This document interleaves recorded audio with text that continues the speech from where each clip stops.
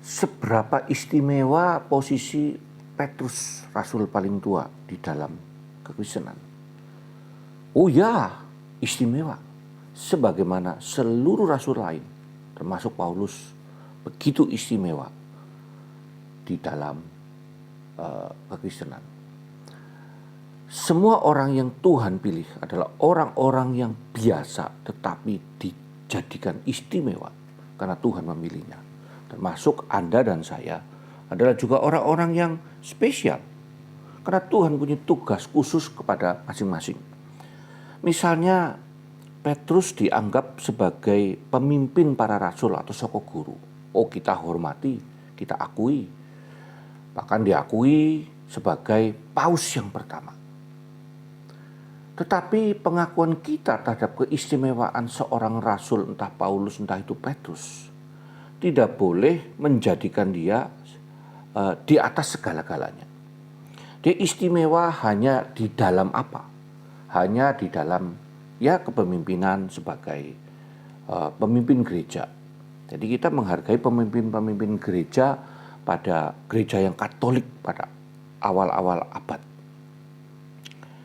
Tidak lebih dari itu. Karena iman kita didasarkan kepada Yesus, si pemimpin gereja yang tertinggi. Di luar itu yang lainnya mendapatkan tugas masing-masing.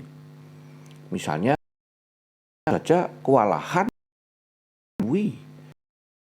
teologi yang dipahami oleh Paulus. Istimewanya masing-masing. Paulus menghadapi orang-orang Yunani, menghadapi orang-orang non-Yahudi yang pinter-pinter, maka Tuhan memilih orang-orang yang seperti itu karena tugasnya masing-masing.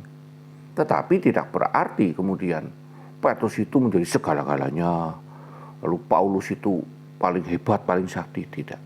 Di hadapan Tuhan mereka semua hanyalah orang-orang yang mendapatkan anugerah untuk melayani Tuhan.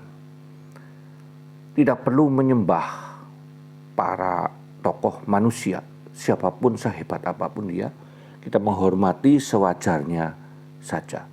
Lalu yang terakhir, apakah seluruh rasul itu mutlak benar? Tidak.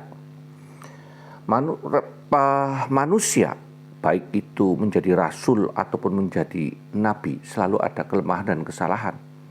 Itu sebab tidak semua surat Paulus misalnya dimasukkan menjadi kitab suci. Itu sebab tidak semua perkataan kehidupan Petrus, Paulus, dan rasul-rasul lain, Yakobus, apalagi yang nulis Yudas, itu sebagai benar semua yang dikatakan. Kenapa? Karena hanya Allah yang benar, dan semua yang ditulis di Alkitab itulah yang boleh menjadi patokan. Di luar itu kita tidak boleh mengamplifikasi mereka sehingga melampaui kemanusiaannya orang-orang berdosa yang mendapatkan anugerah Allah. Jadi hormati, hargai semua orang-orang suci, karena kita adalah orang suci yang menghormati, menghargai orang-orang suci. Kita adalah santo dan santa yang harus menghormati sesama manusia, terutama santo dan santa yang lain. Henok Wok. Salve.